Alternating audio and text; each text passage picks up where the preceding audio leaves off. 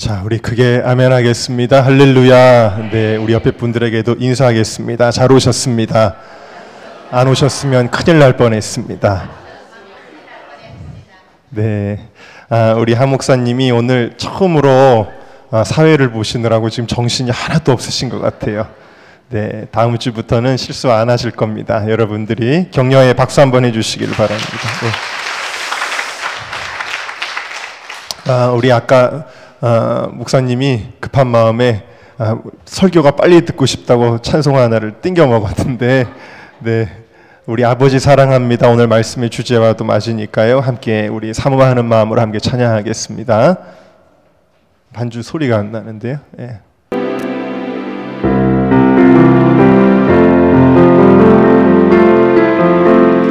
아버지 사랑합니다. 아버지 경배합니다.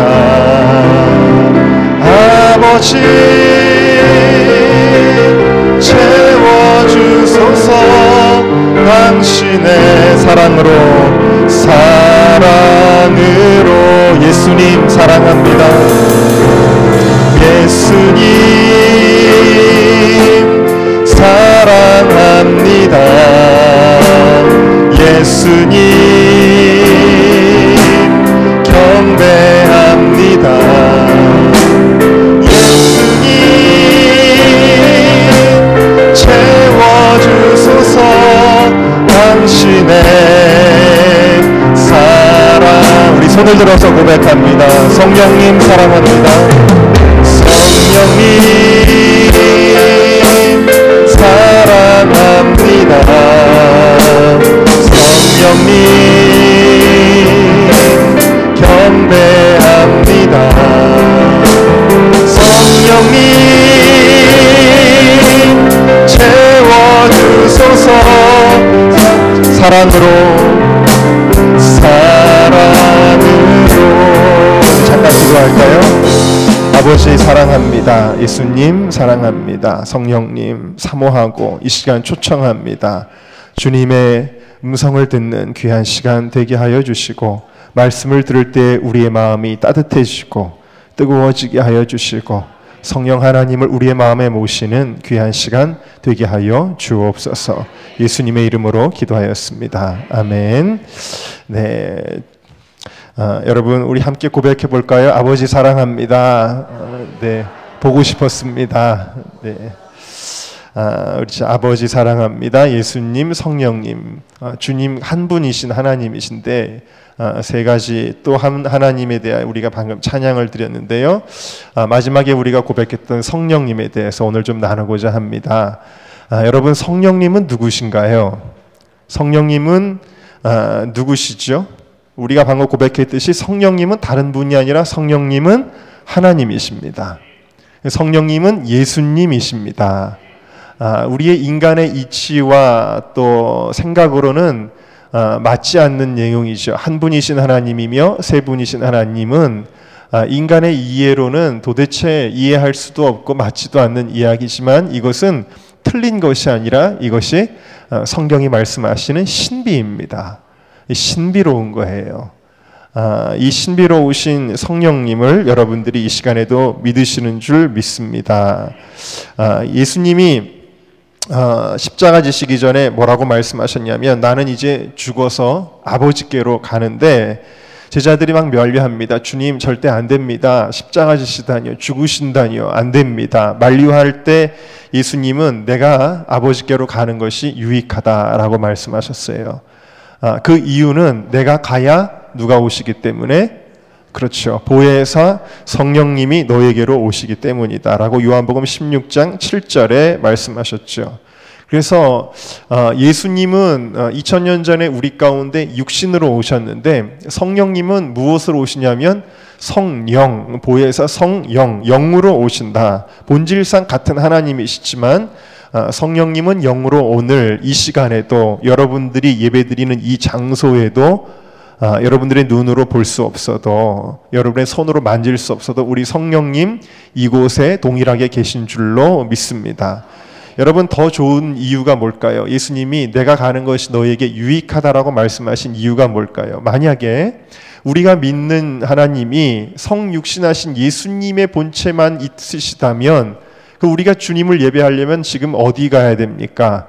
저 이스라엘의 비행기표 끊어야 됩니다. 그리고 저 팔레스타인 땅을 향해서 우리는 몇 박이 걸려도 가야 되는 거예요. 그리고 거기 사람들이 군중들이 막 몰려 있으면 거기 해치고 들어가기 위해서 안간힘을 써야 될 것입니다. 예수님 한 번 만나기는 하늘의 별 따기보다 힘들 거예요.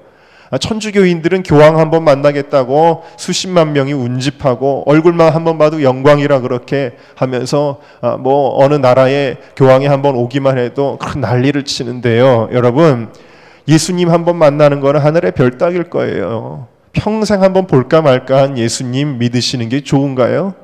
여러분, 성령님은 그러나 우리의 육은 시간과 공간의 제약을 받지만 우리 성령님은 시간과 공간을 초월하시는 분이신 줄 믿습니다.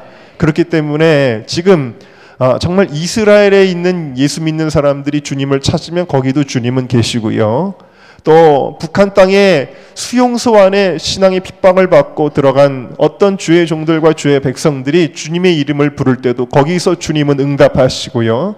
그리고 바로 이곳에서도 여러분들이 주님의 이름을 부를 때 주님은 이곳에서 응답하시는 것입니다.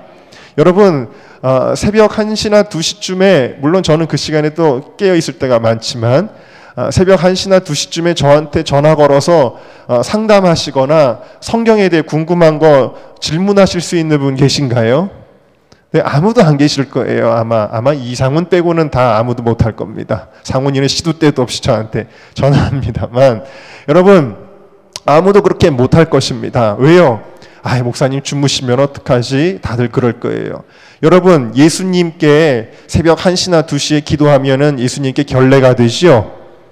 아니에요? 그렇습니다. 주님은 주무시지도 않고 졸지도 아니하신다 그랬어요. 할렐루야. 그러니까 예수님은요, 여러분 24시간 365일 여러분들이 주님을 사모하고 환영하고 초청만 한다면 만날 수 있는 분이에요. 어떤 하나님으로? 성령 하나님으로. 할렐루야. 그래서 우리에게 더 유익하시다 그랬어요. 그러면 성령님은 도대체 무슨 일을 하시는 분일까요? 성령님은 무슨 일을 하실까요? 성령님이 무슨 일을 하시는지 여러분들이 쉽게 떠올리는 방법이 있는데 그건 뭐냐면 성령님은 누구라 그랬냐면 아까 예수님이라 그랬거든요. 그러니까 성령님은 무슨 일을 하시냐면 예수님이 하셨던 일을 하십니다. 함께 따라합시다. 성령님은 예수님이 하셨던 일을 하십니다. 자, 그러면 예수님이 하셨던 일이 뭔지를 우리가 살펴보면 그렇구나. 성령님이 이런 일을 하시는구나.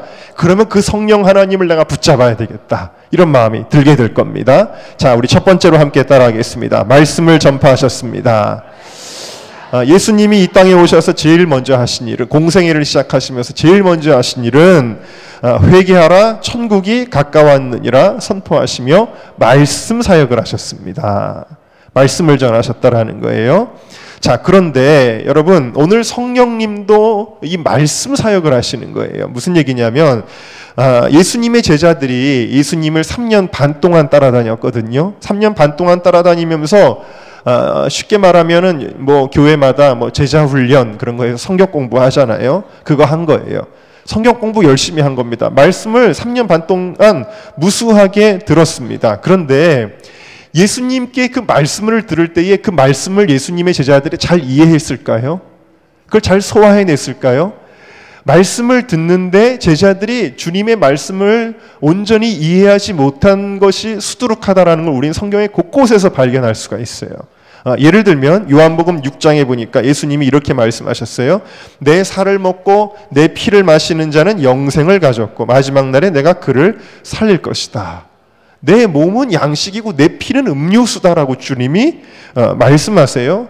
그러면서 하늘로서 내려온 떡이라고 자신을 말씀하시고 이 떡을 먹는 자는 영원히 살리라 그랬더니 제자 중 여럿이 듣고 말하되 이 말씀은 어렵도다. 누가 들을 수 있느냐 한데 그랬어요.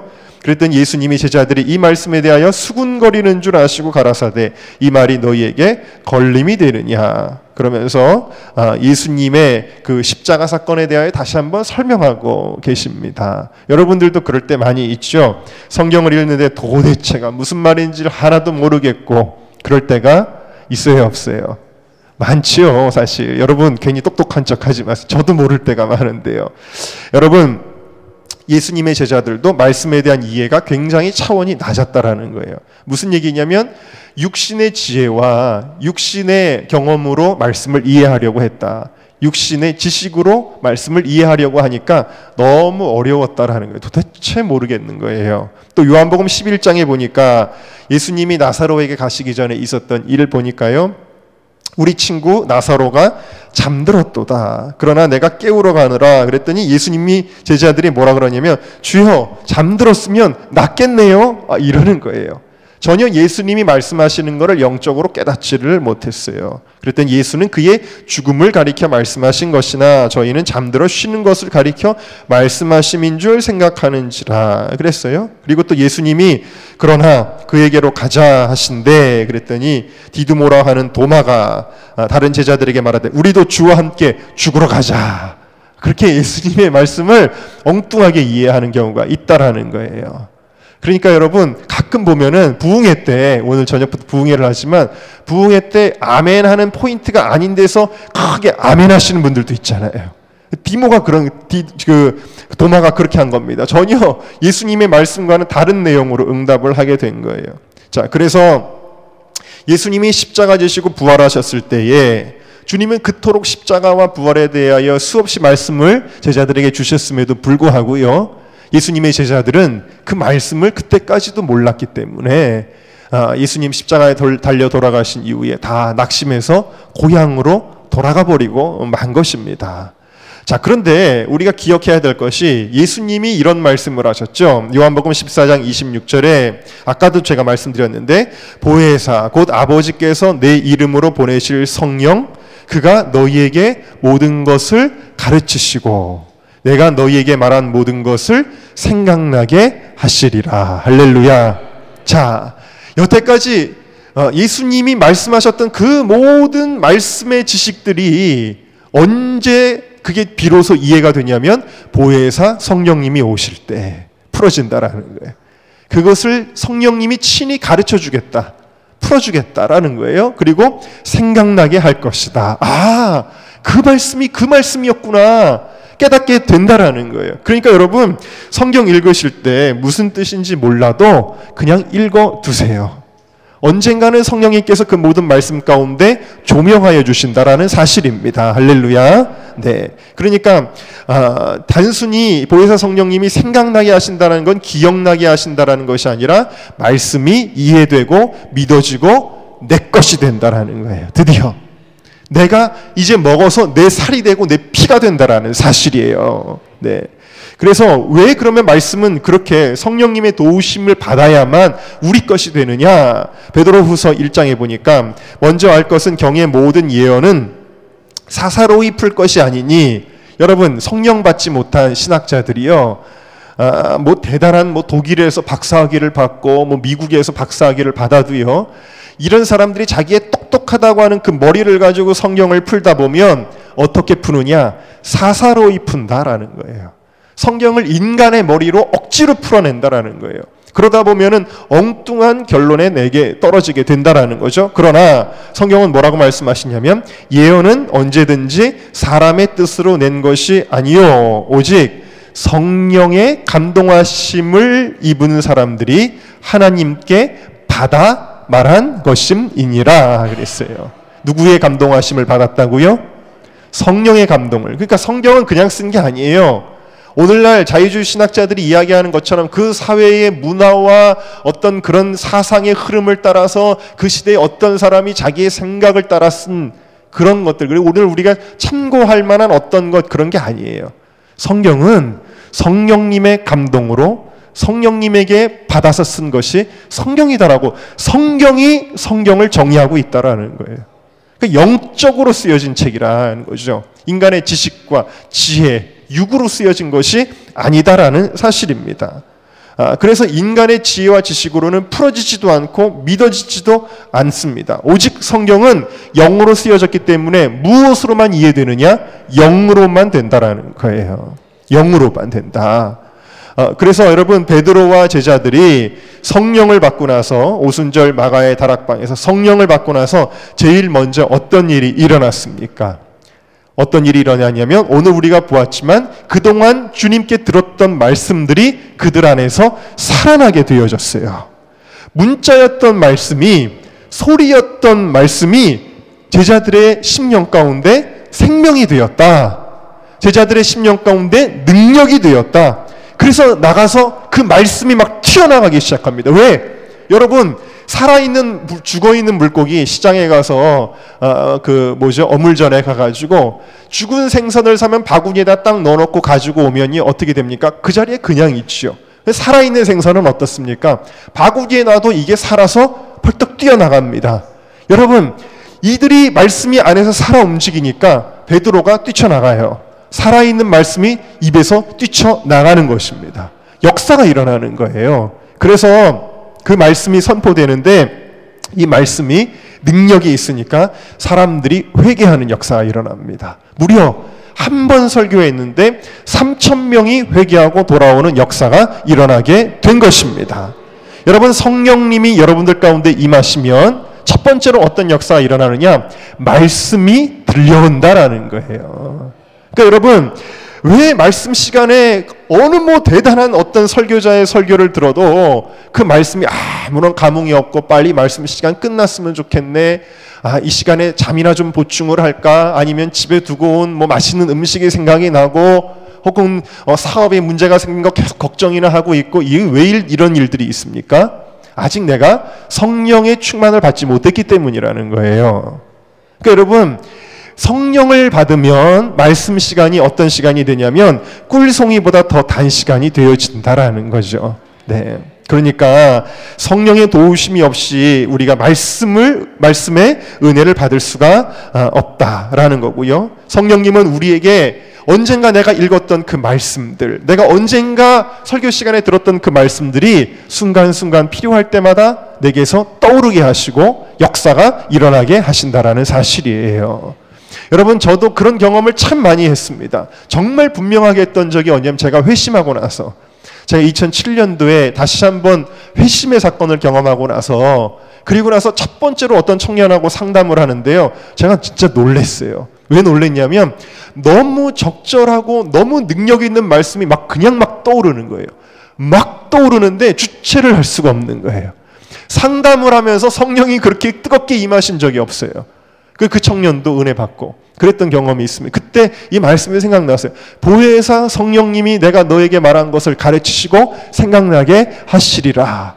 그 말씀이 정말 생각이 나는 것입니다. 여러분, 같은 말씀이라도 이 말씀은 반드시 무엇과 함께 역사가 일어나야 되냐면 성령이 함께 가셔서 성령이 역사하셔야만 그 말씀이 살아있는 말씀이 된다라는 사실이에요.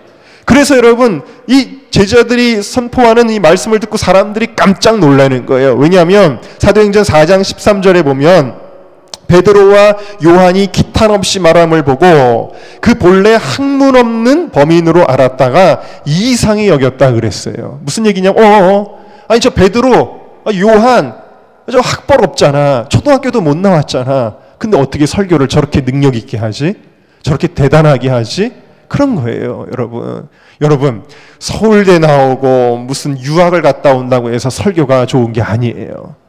여러분, 제가 예전에 그 청년들을 이렇게 가르칠 때에 한 전도사가 굉장히 지식적으로 짧았습니다. 지식적으로 짧고 공부를 잘하지 못해서 신학교를 가긴 갔는데 야간 신학교로 이렇게 갔어요. 고등학교로 그렇게 갔는데 그때 정말 설교할 때 깜짝 놀랐습니다. 왜 놀랐냐면 성령 충만하니까 강남에 있는 대형교회, 여의도에 있는 대형교회 담임 목사님보다 설교를 더 잘하는 거예요. 진짜로. 너무 은혜를 받는 거예요. 여러분, 하나님의 말씀은 성령이 함께 하실 때 역사가 일어나는 거예요. 성령님이 역사하실 때. 사도행전 6장 10절에도 보니까 스데반이 지혜와 성령으로 말함을 저희가 능히 당치 못했다. 스데반은 지금 누구랑 상대를 했냐면 바리새인들, 서기관들, 아주 학문적으로 율법적으로 뛰어난 지식을 자랑하는 사람들 앞에 섰는데 그들이 스데반을 못 이겼다라는 거예요. 100분 토론하는데 100대 1로 싸우는데도 이 한 명이 이겼다라는 거예요. 왜? 성령님을 누가 이깁니까? 성령님이 그 스데반에게 지혜와 권능을 주시니까 그 지식 많던 사람들이 이기지를 못하는 거예요. 그래서 그들이 이를 갈다가 돌을 들어가지고 스데반 죽여서라도 이겨야 되겠다 그렇게 한 거예요. 그만큼 성령님이 역사하시는 것이 대단하다. 마태복음 4장 4절에 보니까 예수님이 뭐라고 말씀하시냐면 사람이 무엇으로만 살 것이 아니요 떡으로만 살 것이 아니요 하나님의 입으로 나오는 모든 무엇으로 살 것이라고요? 말씀으로 살 것이다. 근데 우리가 흔히 기억하기를 그래 세상에 먹고 마시는 걸로 우리가 살아가는 게 아니라 주님의 말씀으로 살아가는 거야. 이 말씀을 잘 아는데 우리가 놓치지 말아야 될 표현이 있어요. 그게 뭐냐면 하나님 말씀은 말씀인데 어떤 말씀이냐면 하나님의 입으로 나오는 모든 말씀이다라는 거예요. 무슨 얘기냐면 그냥 문자적인 말씀, 소리의 말씀이 아니라 어디서 나와야 되냐면 하나님의 입, 성령님을 통해서 우리에게 주어지는 말씀이야말로 우리를 살린다라는 거예요. 그러니까 여러분 첫 번째로 우리가 사모할 것은 성령님 오셔서 내 안에 말씀이 살아나게 해주세요. 왜? 그 말씀을 먹어야 사니까. 함께 따라합시다. 성령님, 말씀이 살아나오게 하옵소서. 그 사모하는 여러분들 되시기를 주님의 이름으로 축원합니다. 우리 두 번째 함께 따라하겠습니다. 귀신을 쫓아내시고 병자를 치유하셨습니다. 한번 해볼까요? 귀신을 쫓아내시고 병자를 치유하셨습니다. 마태복음 4장에 보니까 예수님이 저희 회당에서 가르치시며 천국 복음을 전파하시며 말씀 사역을 하고 말씀만 전하시는 게 아니라 뭘 하시냐면 백성 중에 모든 병과 모든 약한 것을 고치시니 여러분들 가운데 병이나 약한 것이 있어서 주님이 정말 나를 고쳐주셨으면 하시는 분들은 아멘 하시기를 바랍니다. 그의 소문이 온 수리아에 퍼진지라 사람들이 모든 앓는 자 곧 각색 병과 고통에 걸린 자 귀신 들린 자 간질하는 자 중풍병자들을 데려오니 저희를 고치시더라. 그러니까 2000년 전에 예수님은 계속 다니시면서 말씀만 전하신 것이 아니라 병자들을 고치셨어요. 그리고 귀신을 쫓아내셨습니다.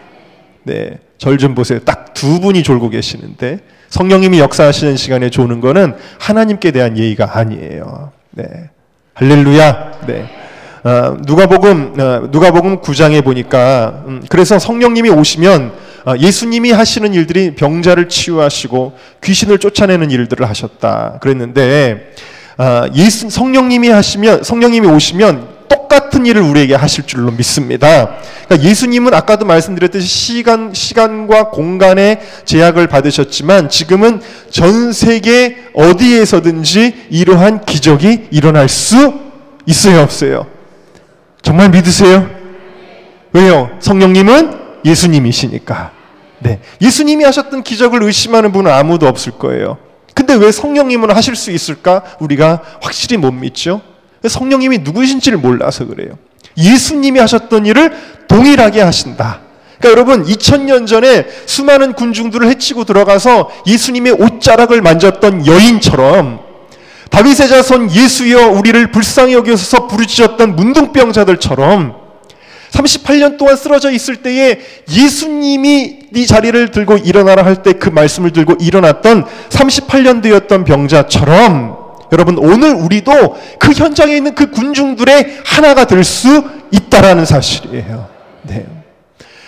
뿐만 아니라 누가복음 9장 1절에 보니까 예수님은 12제자를 불러 모으시고는 모든 귀신을 제어하며 병을 고치는 능력과 권세를 주셨다. 귀신을 쫓아내는 권세와 병을 고치는 권세를 예수님의 제자들에게 주셨다.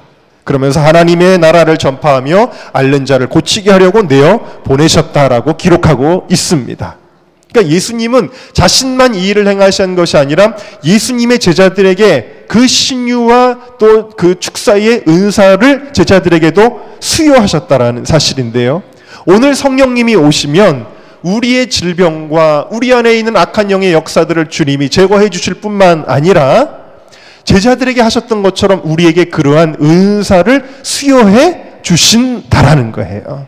네, 수요해 주신다. 그래서 누가복음 4장 18절에 주의 성령이 내게 임하셨으니 이는 가난한 자에게 복음을 전하게 하시고 내게 기름을 부으시고 나로 포로된 자에게 자유를, 눈먼 자에게 다시 보게 함을 전파하며 눌린 자를 자유케 한다.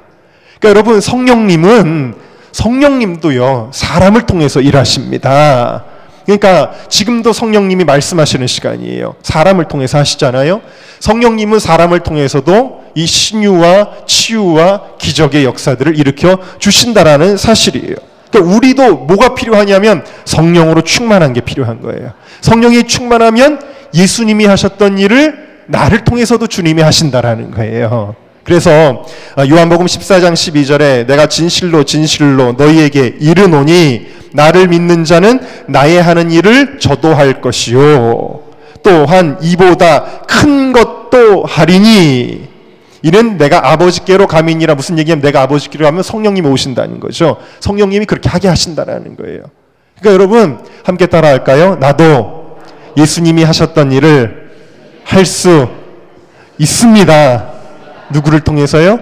성령님을 통해서. 그런 거예요, 여러분. 그것은 어떤 목적으로 주님이 우리에게 주시는 거냐면 어떤 은사에 열광하기 위해서가 아니라 이걸 가리켜 신학적인 용어로는 능력전도라고 하는 겁니다. 무슨 얘기냐면 전도를 위해서, 영혼 구원을 위해서 주님은 이 일을 행하신 거예요. 자기를 과시하기 위해서가 아니라는 거죠. 여러분, 교회 안에서 은사 받았다는 사람들이 자기의 능력을 과시하겠다고 내 말 안 들으면 어렵게 될 거야 막 이런 식으로 나한테 기도 받아야 돼 이러면서 교회의 질서를 어지럽히는 사람들, 이런 사람들은 나중에 주님이 은사를 주는 게 아니라 귀신들이 와서 은사를 주기 때문에 위험한 거예요. 주님은 이 모든 일들을 무엇을 위해 하셨냐? 아버지의 뜻을 이루기 위해 하셨다라는 사실이에요. 그래서 여러분 마가복음 1장에도 보니까 예수님이 이르시되 우리가 다른 가까운 마을들로 가자 거기서도 전도하리니 내가 이를 위하여 왔노라 하시고 여러 회당에서 전도하시고 또 귀신들을 내어 쫓으시더라 그랬어요.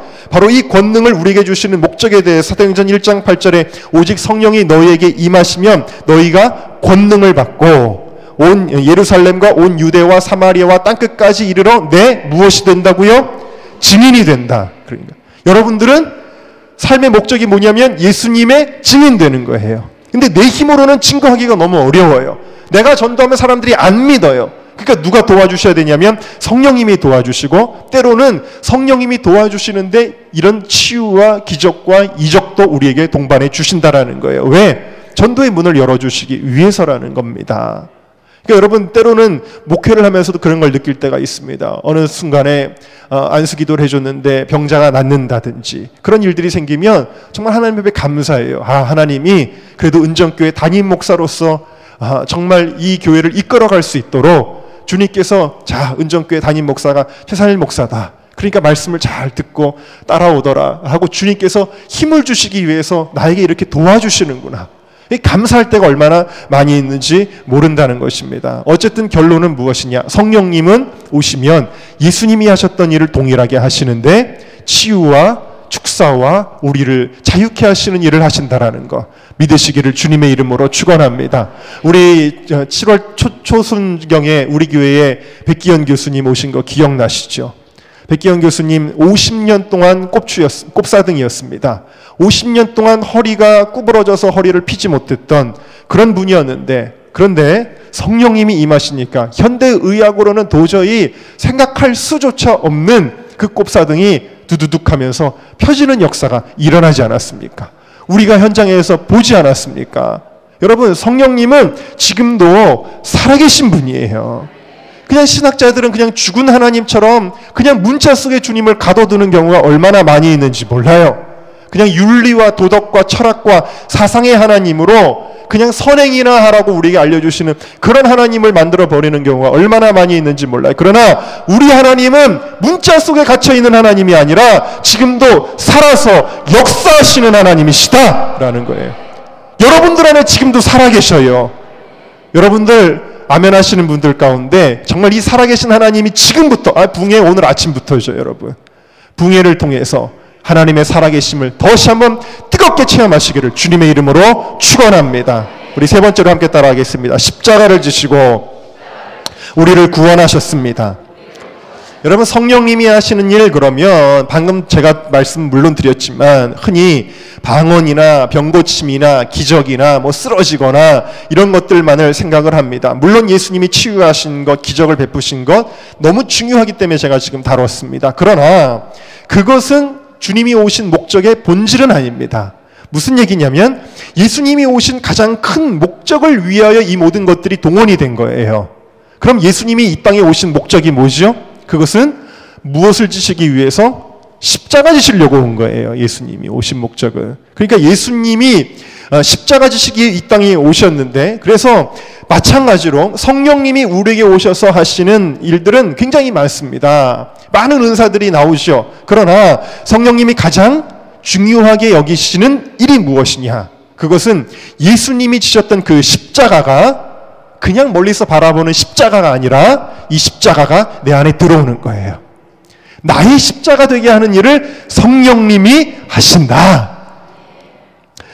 십자가를 위해서 성령님이 오늘도 우리를 위해 일하시고 지금 여기에도 계시는 거예요. 오늘 베드로가 설교하는데 성령이 충만해서 말씀을 막 선포하는데 그 설교 내용의 핵심이 무엇입니까? 그것은 바로 십자가 복음이에요. 우리는 죄인이다라는 거예요. 그리고 우리는 예수를 십자가에 못 박아 죽였다라는 것입니다. 그런데 우리가 죽인 그 십자가에 죽인 예수 그리스도를 하나님께서 권능으로 살리셨다라는 것입니다. 복음을 선포한 거예요. 그러니까 이 내용을 조금 더 정리를 한다면 첫 번째로는 우리가 죄인임을 깨닫게 하시는 일을 성령님이 하세요. 복음으로 나가기 위해서. 그래서 37절에 보니까 저희가 이 말을 듣고 마음에 찔려 그랬어요. 뭐예요? 죄인임을 먼저 깨달았다. 누가 깨닫게 해주신 거예요? 성령님이. 여러분, 교회 안에도 보면요, 굉장히 자신은 의롭다고 생각하시는 분들, 고상하다고 생각하시는 분들, 은정교회 말고 다른 어느 교회들 가보면 그런 분들이 목에 힘 빳빳하게 해주고 목소리 크게 내고 남들 비판 잘하고 그런 분들이 있어요. 자신은 아주 떳떳한 줄 알고. 근데 무엇을 못 받았기 때문에 그래요? 성령을 모르기 때문에 그래요. 성령님을 체험하면 마치 여러분 조명이 안 들어온 깜깜한 방에 있으면은 얼굴이 시커매도 시커먼 줄 모르는 것과 똑같아요. 빛이 비치면 내 얼굴에 뭐가 묻었네 알게 되는 거예요. 성령님이 오시면 우리의 죄인됨을 깨닫게 되어진다라는 거죠. 죄인됨을 깨닫게 되니까 베드로가 설교할 때 마음이 찔려서 우리가 어찌할꼬 했던 것 같은 역사가 일어난다라는 거예요. 제가 예전에 언젠가도 말씀드렸지만 알래스카에서 어린이 집회를 한 적이 있습니다. 어린이들을 모아놨는데 이 어린이들이 한국말을 잘 못하는 거예요. 큰일 났어요. 제가 그 영어가 그렇게 유창하지가 않은데 설교를 지금 영어로 하는 건지 한국말로 하는 건지 쉬운 한국말, 쉬운 영어만 하는 아이들이 이게 적당하게 둘 다 완벽하게 못하는 아이들을 모아놓고 유치부 아이들이에요. 실제로 보니까 초등학교 1, 2학년부터 5, 6, 7살 아이들이 이렇게 모아놓고 제가 집회를 했어요. 앵커리지 연합 집회를 제가 그렇게 했어요. 그런데 여러분 무슨 말을 알아듣겠어요. 요즘 솔직히 어느 교회나 가면 유치부 아이들 그냥 과자나 주고 그냥 음악이나 틀어주고 놀다가 가라, 놀이기구나 타다가 가라 그러잖아요. 그런데 여러분 놀라운 거는요, 기도로 준비하고 성령님이 함께 하시니까 말씀을 아이들이 듣는 거예요. 무슨 설교를 하는지도 저는 이게 영어의 문법이 맞는지 틀리는지도 모르겠는데 근데 아이들이 말씀을 듣는 거예요. 그리고 더 놀라운 거는 기도 시간이 됐는데요, 성령님이 임하시니까 아이들이 회개 기도를 하는데 저는 그렇게 회개 기도하는 거를 어른들의 모습에서도 흔히 보지는 못했습니다. 아이들이 떼굴떼굴 굴르는 거예요. 아이들이 엎어지는 거예요. 그냥 너무 자기의 죄를 깊이 회개하는 바람에. 그런 거 본 적이 있으세요, 여러분? 제가 놀랬습니다. 정말.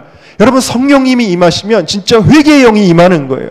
그러니까 아이들이 순수하니까, 아이들이 영이 맑으니까 더 가슴을 치면서 회개하는 거예요.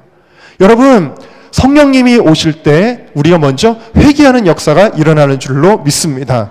두 번째로는 주님은 뭘 말씀하시냐면 그것도 어떤 죄인이냐면 네가 십자가에 예수를 못 박았다라고 말씀하시는 거예요.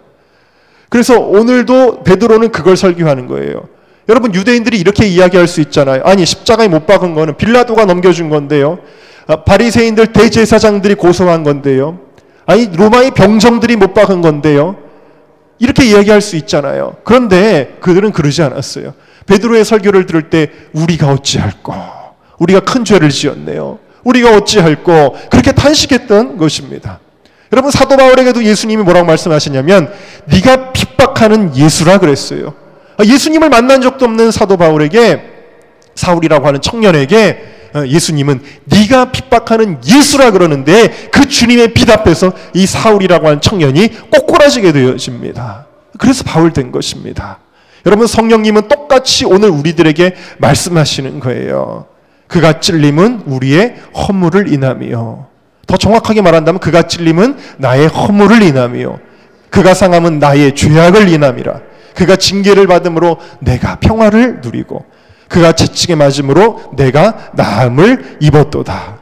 여러분 예수님이 누구 때문에 죽으셨다고요? 왜 이렇게 별로 생각이 없으세요? 누구 때문에 죽으셨다고요? 나 때문에.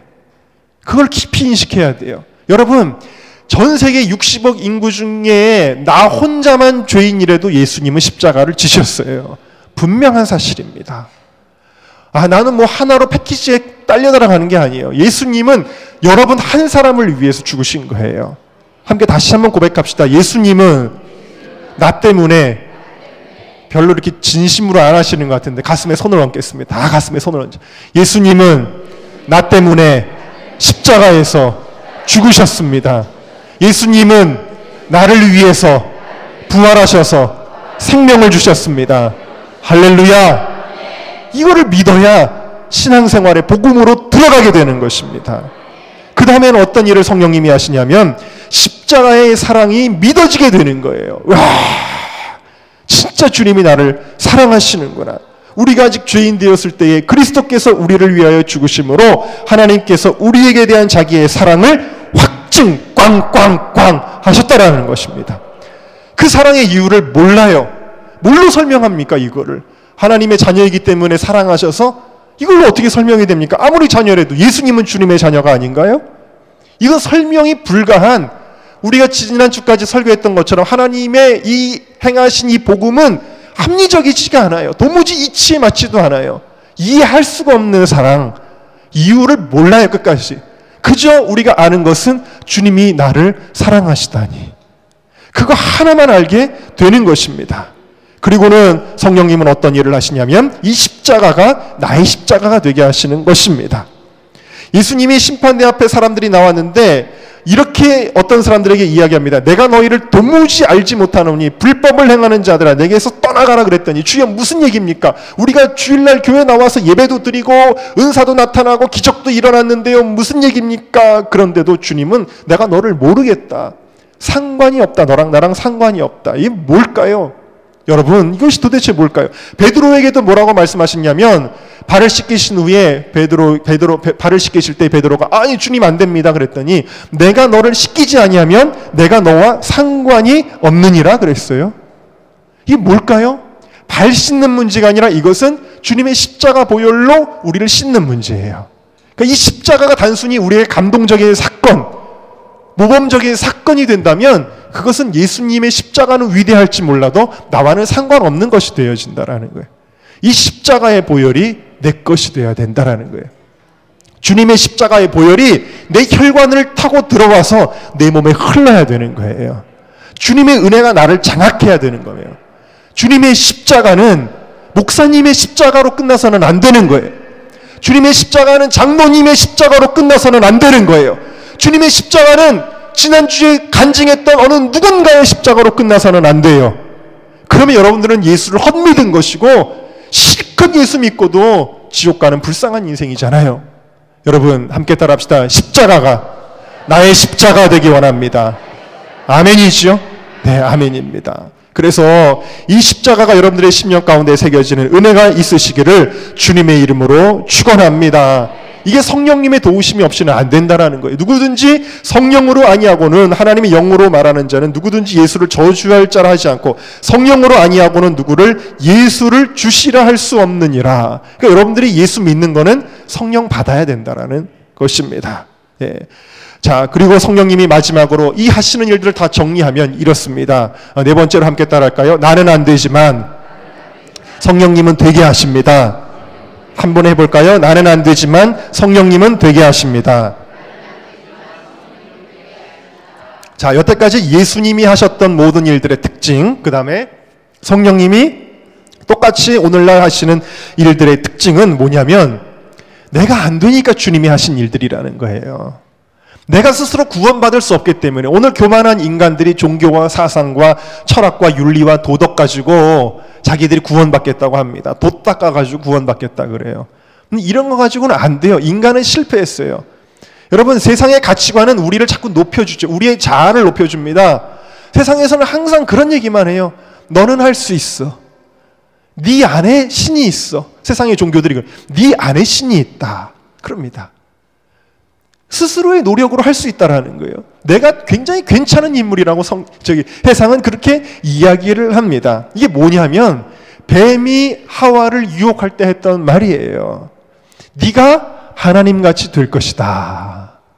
이 선악과 하나님이 너 하나님처럼 될까 봐 막으신 거야. 하나님이 두려워서 혹은 질투나서 네가 하나님 같은 존재가 되는 게 싫어서 막으신 거야. 이거 먹으면 너는 하나님같이 될 것이다. 기분이 좋은 거예요.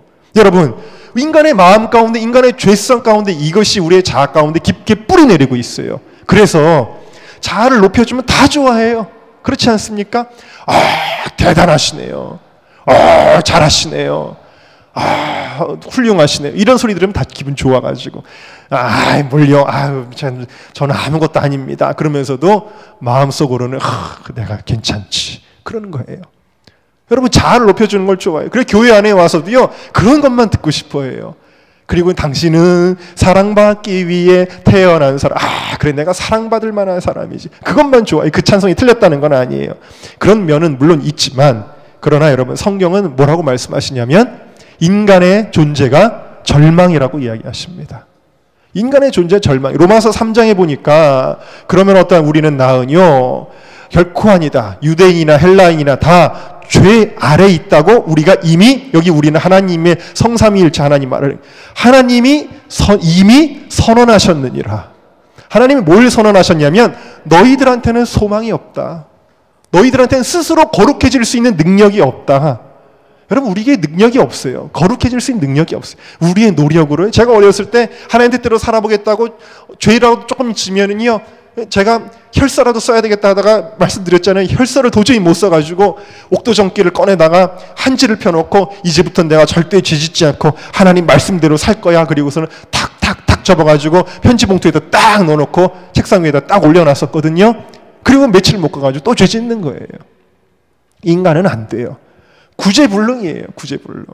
여러분, 혹시 여러분들의 자녀 가운데 몇 번 잔소리를 해도 구제불능이다 너는, 그러는 자녀가 혹시 있나요?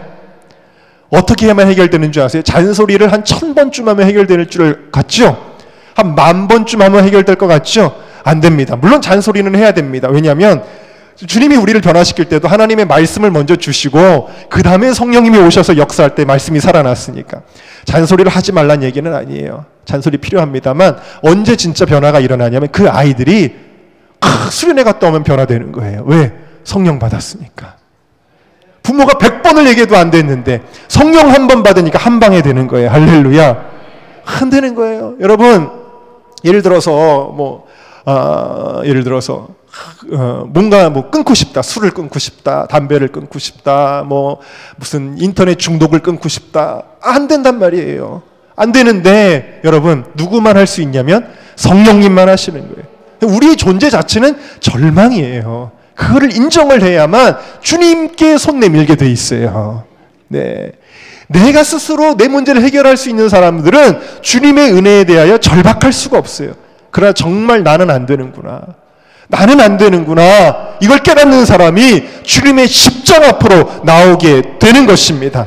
그러므로 율법의 행위로 그의 앞에 의롭다 하심을 얻을 육체가 없나니 율법으로는 죄를 깨달음이니라. 이제는 율법 외에 하나님의 한 의가 나타났으니, 이 의는 여러분 무슨 성철 스님이 의롭게 산 것 같아요? 교황이 의로운 것 같아요? 그 안에 열어보면 예수님 바리새인에게 그랬잖아요. 바리새인들은 당대에 어떤 사람으로 존경받았냐면 정말 깨끗한 사람들, 의로운 사람들, 경건한 사람들, 그런 사람들을 존경받았어요. 근데 예수님 뭐라고 말씀하셨냐면 회칠한 무덤 같다 그랬어요. 회칠한 무덤이, 이 이스라엘의 무덤은 어떻게 생겼냐면 안에다가 이렇게 건물같이 지어놓고 그 안에다가 시신을 넣어놓는 거예요. 그리고 밖에다가 뭘 바르냐면 하얀 시멘트를 발라요. 미장 시멘트를 발라. 하얘. 너무 예뻐요. 겉에서 볼 때는. 순결해 보여요. 근데 그 무덤 안에는 뭐가 있어요? 시체가 썩어가고 있어요. 여러분, 세상에 별 의로워 보이는 사람도 그 껍데기 깨서 그 안에 들어가 보면 주님의 눈으로 보면은 한없는 죄인이에요. 냄새가 풀풀 나고 있어요, 여러분. 인간들은 속일 수 있어도 하나님은 속일 수가 없습니다. 저와 여러분 다 마찬가지예요, 여러분. 우리 안에는 썩은 물이 날마다 꾸정물이 솟아나오고 있는 것을 우리가 알아야 됩니다. 이게 의가 아닙니다. 그러나 또 다른 한 의가 나타났으니 율법과 선지자들에게 증거를 받은 것이라. 구약의 선지자들도 이거를 선포했다. 그들이 의로운 것이 아니라 곧 예수 그리스도를 믿음으로 말미암아 모든 믿는 자에게 미치는 하나님의 의인이 차별이 없느니라. 할렐루야. 여러분, 바로 십자가의 의의를 가리키는 거예요. 로마서 8장 3절은 말씀하십니다. 율법이 육신으로 말미암아 연약하여 할 수 없는 그것을 하나님은 하시나니. 함께 따라합시다. 하나님은 하시나니. 인간은 율법을 못 지켰다라는 거예요. 그러나 죽을 수밖에 없는 죄인을 구원하는 그 일을 하나님은 하셨다. 어떻게 하셨냐? 죄를 인하여 자기 아들을, 죄 있는 육신의 모양으로 보내어 육신의 죄를 정하사 예수님에게 죄를 뒤집어 씌우셔서 십자가에 죽이셨다라는 거예요. 그러면 오늘 육신을 쫓지 않고 그 영을 쫓아 행하는 우리에게 율법의 요구를 이루어지게 하려 하심이니라 그랬어요. 이제는 육신으로 살아가는 것이 아니라 바로 그렇게 죽으시고 부활하신 성령님을 따라 사는 사람들이 주님의 뜻대로 사는 하나님의 자녀가 된다라는 사실이에요. 우리가 예수님을 구주로 영접했다 할지라도 곧바로 우리는 늘 안 되는 것에 부딪혀요. 하나님 뜻대로 못 사는구나. 사도 바울도 오호라 나는 곤고한 사람이로다. 그렇게 고백했는데요. 그런데 사도 바울도 이 로마서 7장에 오호라 나는 곤고한 사람이로다. 이 사망의 몸에서 누가 나를 건져내랴 그러고 나서 되게 웃기는 것은, 웃긴다 그러면 안 되죠. 하여튼 8장으로 바로 넘어가면 갑자기 사도 바울이 뭐라 그러냐면 그러므로 이제 그리스도 예수 안에 있는 자에게는 결코 정죄함이 없나니 이는 그리스도 예수 안에 있는 생명의 성령의 법이 죄와 사망의 법에서 너를 해방하였음이라 그랬어요. 할렐루야. 성령이 우리를 자유케 하신다. 죄와 사망에 노예되었던 우리들을 풀어주신다라는 사실입니다. 갈라디아서 5장은 그리스도 예수의 사람들은 육체와 함께 그 정과 욕심을 십자가에 못 박았느니라. 만일 우리가 성령으로 살면 또한 성령으로 행할지니 그랬어요. 이게 성령의 세례예요. 물과 성령으로 거듭나지 아니하면 하나님의 나라에 들어갈 수 없다. 나는 너희에게 물로 세례를 주었거니와 그는 성령으로 너희에게 세례를 주시리라. 세례라는 건 물속에 들어가서 죽는다는 거고 나올 때는 새 생명으로 나온다라는 것인데 여러분들이 물 세례는 다 받으셨잖아요.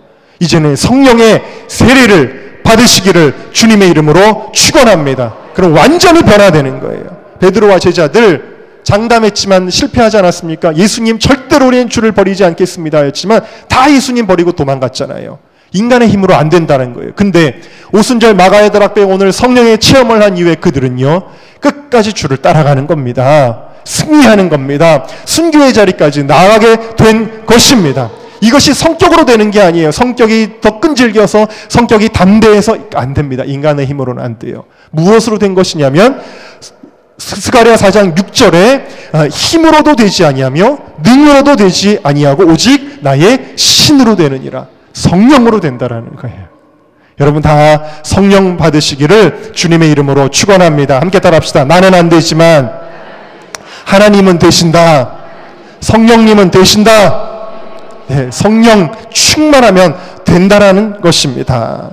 언젠가도 여러분들에게 읽어드린 적이 있는데 유명한 철학자 일본의 엔도 슈샥이 두 권의 책을 썼습니다. 그는 크리스찬이 아니에요. 그런데도 성경을 연구를 해본 거예요. 성경을 연구하고 그 두 권의 책을 쓰고 마지막에 이런 글로 맺은말을 써놨어요. 제가 그 내용을 그대로 읽어드리겠습니다. 나는 예수라고 하는 인물에 대하여 기적을 다 빼버리고 철저히 인간적이고 과학적인 모습으로 그려보았다. 그런데 나는 단 한 가지 이해할 수 없는 게 있다. 그게 무엇인가 하면 예수가 죽은 다음 다 비겁하게 숨어 들어갔던 제자들이 어떻게 문을 열고 나와서 목숨을 내걸고 전도하게 됐는지 도저히 이해할 수 없는 부분이다. 그리고는 마지막에 이렇게 한 줄을 기록하였습니다. 그런데 성경은 말하기를 그들이 알 수 없는 힘의 근원인 성령을 받았다고 한다. 여러분, 이 사건이 저와 여러분 모두의 사건이 되시기를 주님의 이름으로 축원합니다. 우리 함께 통성으로 기도하기를 원합니다. 정말 이번 성회를 통해서 행사가 아닙니다. 성령님 만나는 시간입니다. 아니, 이 시간부터 우리 성령님 지금도 역사하고 계십니다. 성령님 오시옵소서. 여러분, 그냥 와달라고 기도하는 걸로 안 돼요. 주님은 우리의 중심을 보시기 때문에 우리의 머리나 입술의 고백이 중요한 게 아니라 우리의 중심으로 주님을 정말 목마른 사슴이 시냇물을 찾아 헤매이듯이 사형 선고 받은 사람이 정말 나를 살려달라고 애원하듯이 나는 안 됩니다. 나는 절망입니다. 성령님 오시지 않으면 나에게 소망이 없습니다 하는 그런 마음으로 간절히 주님을 초청해야 합니다. 주님, 성령님, 내가 10년을 신앙생활 했건 20년을 했건 30년을 했건 그것이 중요한 것이 아니라 지금 이 순간 나에게 성령님이 오셔야 하는 것입니다. 성령님 다른 분 아니라 어떤 현상이나 에너지가 아니라 성령님은 2000년 전에 오셔서 회당에서 말씀을 전하시고 거리를 다니시며 병든 자를 고쳐주시고 무덤가에 고통받았던 귀신 들린 자를 자유케 하시고 그 예수님이 지금도 이곳에 거닐고 계시며 우리 가운데 내가 너에게 들어가고 싶은데 보라, 내가 너의 마음에 문을 두드리고 있는데 안타까운 마음으로 그 십자가의 그 주님, 부활의 주님이 우리를 찾고 계신데 주여 오시옵소서. 나에게 안수하여 주시옵소서. 예수님이 행하셨던 일을 지금 나에게 행하여 주시옵소서. 우리 다 같이 주여 3번 부르짖고 동성으로 기도하겠습니다. 주여, 주여, 주여. 오 하나님 감사합니다. 하나님 이 시간에도 주여 역사하여 주시기를 원합니다.